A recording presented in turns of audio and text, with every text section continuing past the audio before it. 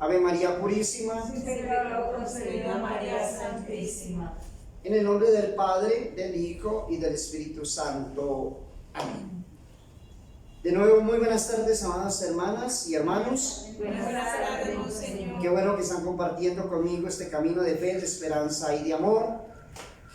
Las lecturas que escuchamos en el día de hoy, la epístola tomada del profeta Isaías, nos trae la historia de un hombre, ¿cierto?, del rey Ezequías y la curación del rey Ezequías. Y también el Evangelio, ¿según quién? ¿Uno solo? San Mateo. Según San Mateo, nos habla de quién? De la curación del empleado del centurión. de un criado del centurión, o de un empleado del centurión. Vamos a hacer una reflexión sobre la epístola, o sea, del profeta Isaías. Amados hermanos y hermanas, como el ayuno de la Cuaresma es un remedio eficaz, lo decía yo ayer, para curar las enfermedades del alma y también las del cuerpo. La Iglesia hoy nos propone la historia de dos curaciones corporales, obradas milagrosamente en dos personas. La una de la primera y más noble calidad entre los hombres, y la otra de la última y más vil condición, para hacernos ver que no hay estado alguno en el mundo que esté excluido del beneficio de la redención y de la salvación. La redención y la salvación es para todos, no para un grupo en especial, es para todos. Dios quiere entonces que todos los hombres se salven y lleguen al conocimiento de la verdad. El primer ejemplo de estas curaciones milagrosas es la del rey Ezequías, cuya historia se lee entonces en la epístola de la misa del día de hoy. El otro es el del criado de un centurión, capitán de una compañía de 100 hombres, y este milagro es el asunto entonces del evangelio de este día.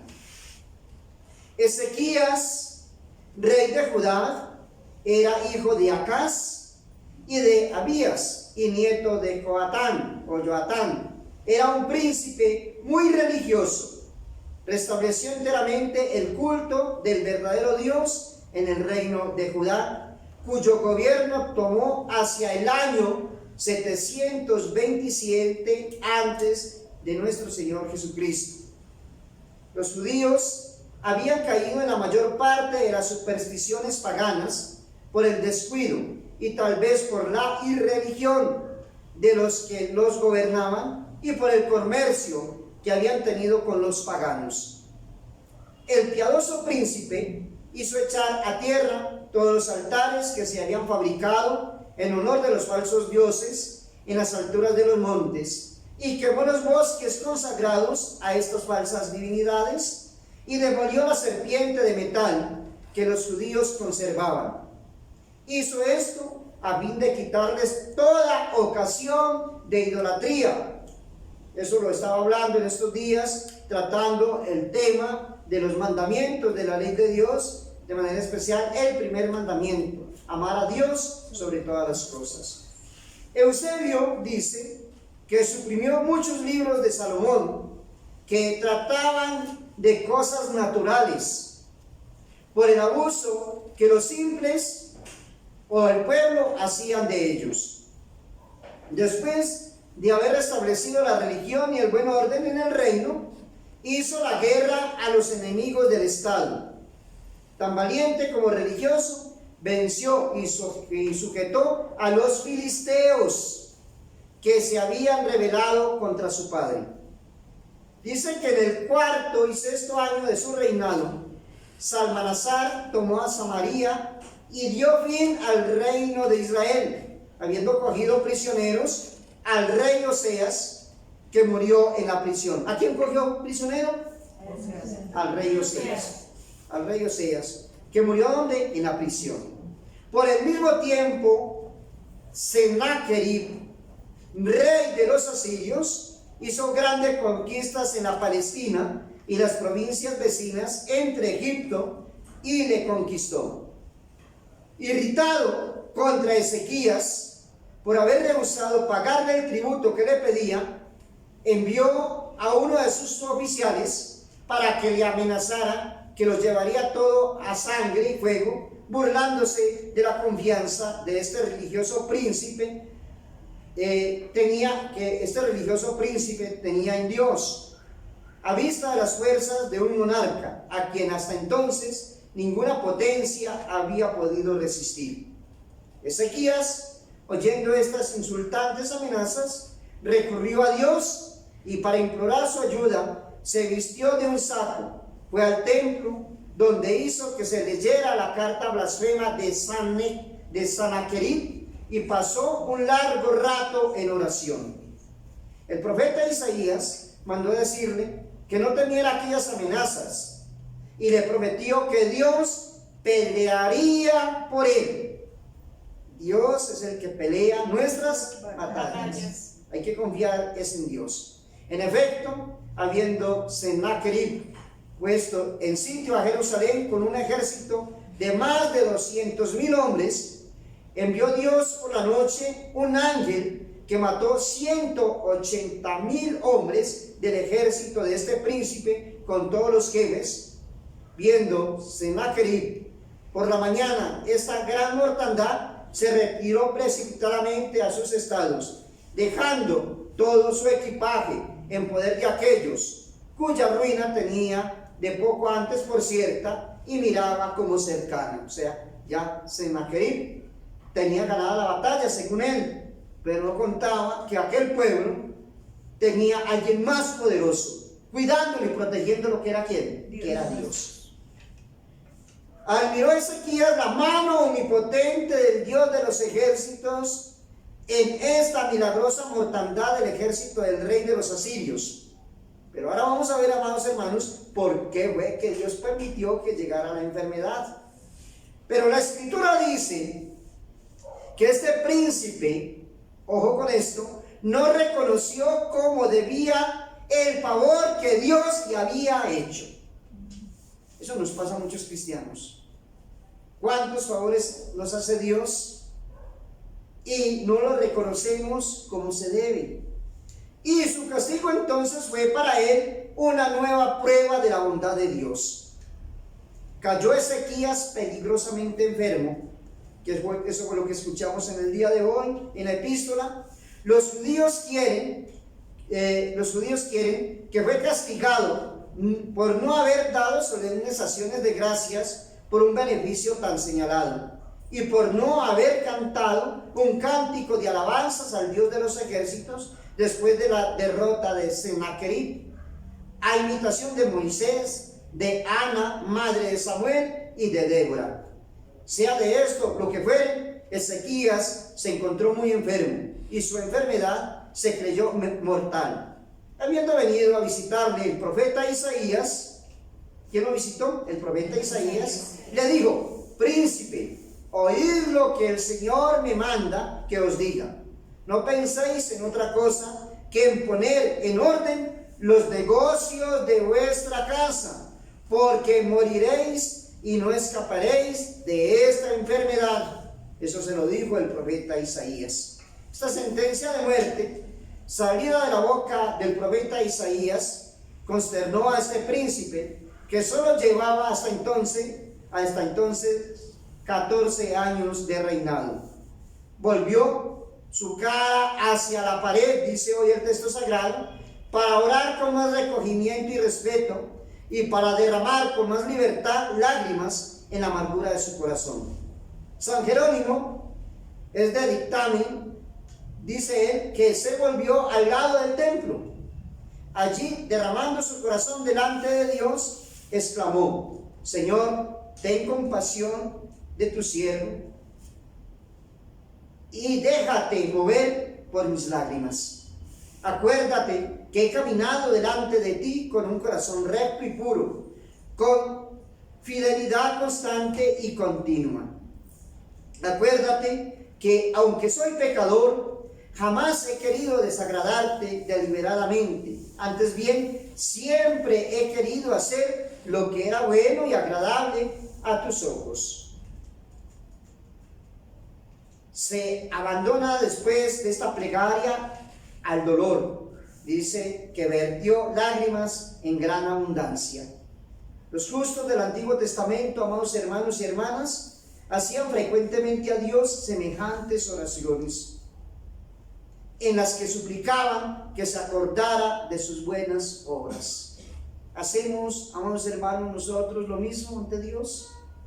Cuando le hemos fallado, cuando sentimos que no estamos haciendo bien las cosas y que estamos tal vez despreciando a Dios, y que pensamos que lo que nos está sucediendo es por obra y gracia nuestra y no de Dios. ¿Cuántas obras hace Dios en nuestras vidas? Todos los días. Y nos dirigimos a Él. O cuando pecamos y acudimos al sacramento de la penitencia, la confesión, salimos como este hombre a darle gracias a Dios, a decirle este tipo de oración, o a dirigir más bien este tipo de oración a Dios, sabiendo que nos ha acogido en su misericordia, que nos ha perdonado y que salimos de ese confesionario como hombres nuevos, renovados. Entonces, eso hacían los antiguos. David, el profeta David en los Salmos, le recuerda más de una vez su inocencia, o sea, su mansedumbre, su justicia, y Nehemías pide a Dios que no se olvide de las obras de piedad que ha hecho para el restablecimiento del templo y de las ceremonias de la ley. Este modo de orar podía tener un buen sentido, sobre todo en un pueblo como aquel, ¿sí?, alejado un poco de Dios con sus obras, un pueblo materialista, ¿sí?, hasta en las cosas espirituales. Jesucristo nos enseñó un modo de orar más racional, más espiritual y más santo. Nos enseñó de un modo más distinto la necesidad continua que tenemos de que la gracia del Salvador nos prevenga, nos sostenga y nos dé la perseverancia.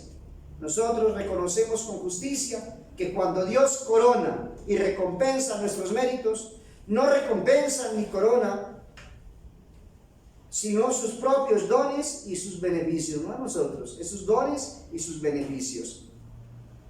Podríamos entonces, o podría causarnos admiración el ver que uno de los más santos reyes, tan celoso en hacer florecer la religión en todos sus estados como el rey David, y que tuvo una vida tan inocente y tan llena de buenas obras, se amilana y se abandona al dolor al acercarse a la muerte, al paso que vemos que tantos santos en la nueva ley miran a la muerte con gozo, saltan de alegría al verse sobre el punto de ver acabado su destino, y nada temen tanto al acercarse a la muerte como el vivir. ¿Nos pasa eso a nosotros? Nos alegramos de saber que nos estamos acercando a la muerte, de que nos está llegando el término de nuestra vida. Todos lloramos a nuestros seres queridos, y es lógico porque no lo volvemos a ver. Pero si hicimos bien las cosas acá en la tierra y agradamos a Dios, debemos de llenarnos de alegría, de saber que ellos parten a la eternidad y que se encuentran con Dios allá en la eternidad. Debemos llorar más bien por nosotros, los que quedamos acá en esta tierra, y elevar nuestros ojos al cielo implorando a Dios su gracia para seguir en esta lucha y en este combate. Esta diferencia entonces de los santos del uno, del Antiguo y del Nuevo Testamento, es una prueba de las más bellas de la excelencia de la ley nueva sobre la antigua. Es preciso confesar que el Antiguo Testamento nos propone grandes ejemplos de virtudes en los santos y en los patriarcas, pero también es preciso reconocer que su virtud, aunque grande, aunque verdadera, era todavía ruda en el Antiguo Testamento y en cierto modo terrena. Solo, amados hermanos y hermanas, la sangre de Jesucristo ha producido en los santos de la nueva alianza sentimientos mucho más nobles y elevados, y una virtud más purificada y más sublime. Era necesario un hombre Dios para ser espirituales a los hombres. Solo la religión cristiana es donde se encuentra la idea justa de la santidad.